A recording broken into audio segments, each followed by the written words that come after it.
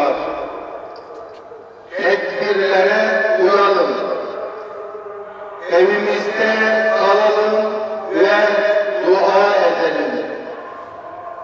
Yüce Allah devletimizi ve milletimizi her türlü felaketten korusun. Ülkemizi ve dünyamızı bu salgından en kısa zamanda kurtarsın. Sağlık çalışanlarımızın ve hastalarımızın yardımcısı olsun.